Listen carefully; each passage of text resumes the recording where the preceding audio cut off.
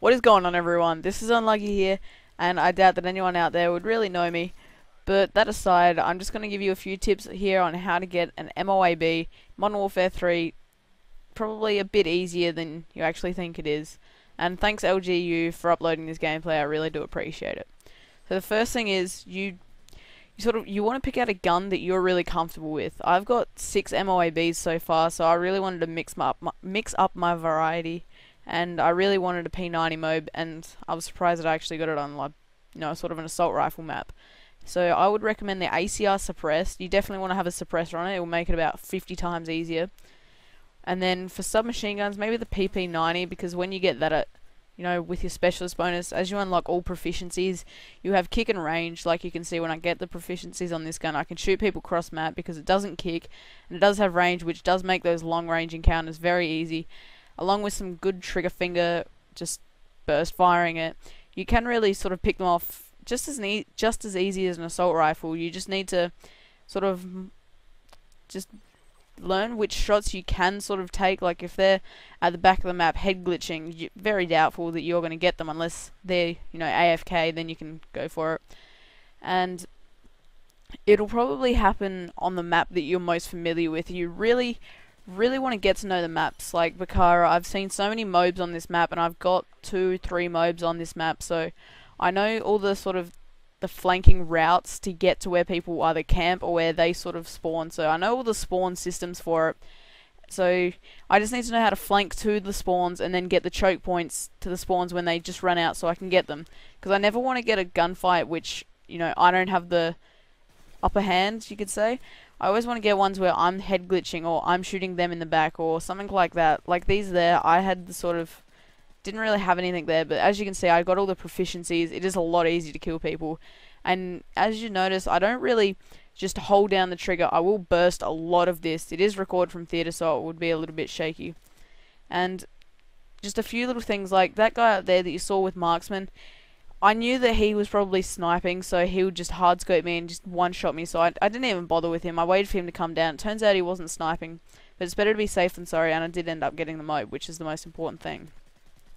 Now, moving on to sort of the perk selection, one thing that you want is you don't want to run Sleight of Hand as your starting perk. It might sound weird, but if you use Scavenger, this is a tip I got from Big Busy, if you use Scavenger, say Scavenger and Sleight of Hand, they're the 2 really big perks, along with Dead Silence and Sit Rep, but I'll get into that a bit later. So, with Scavenger, if you start off with Scavenger, you're going to start off with extra ammo and extra mags, same thing, so you're going to have more to start with. As where Sleight of Hand, if you start off with it and then get Scavenger, you don't get the extra mags, you just are enabled to get extra mags. So that's a thing that, it doesn't really go that well, because you run out of ammo really quickly, because you don't want to sort of conserve ammo too much, and a headset really helps, like there. Like the spawn, I knew that they spawned down here and I was the only one down here, so they were probably going to spawn there, and I ended up hearing the guy. So anyway, so if you use Sleight of Hand, it's just a bit stupid, because then you could just enable to pick up Scavenger. It's only if you use Hardline, you do end up getting everything 1 earlier, of course. So if you do use Scavenger first, Hardline, and then whatever, and then Sleight of Hand is your first perk, when you do get the kill, you will reload with Sleight of Hand, so it's just like you never went without it, and you do have a free perk. Or if you cap a domination flag, or anything like that. And then the next thing is a few perks that you want to get pros, sort of, that would help you go for this. Definitely Sit Rep would help you, because you can hear people's footsteps a lot louder. Doesn't really sound that important, but it really is.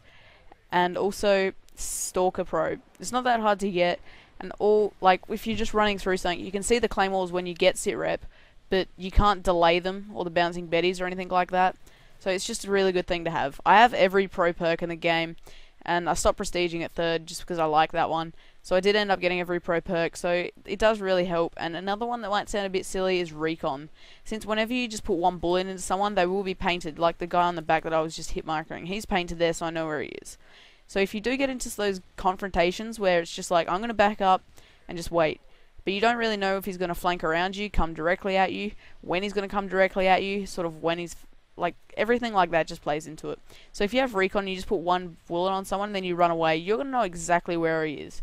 So I think that's really helpful. Or if you're in a big, if there's, say they're running in groups of 3s, if you just hit marker a couple of them, or if you get them all, you're gonna have a better idea than if you don't have anything, of course. But there's some of the tips I have, and knowing the maps again is really, really crucial. Like that guy, I knew he was there, and this guy I wasn't 100% sure. And I do end up getting the MOAB just here with the AS50 guy. He just missed me, which was really lucky, otherwise I probably would have raged pretty hard. And then I will leave the explosion in, as lots of people do like to see them. But that's probably the tips, is just those have some good perk setups, a gun that you're comfortable with, and a map that you know. And that's pretty well all. The MOAB, you'll get really stressed out and stuff like that, but just keep going at it. It's pretty easy to get. Peace.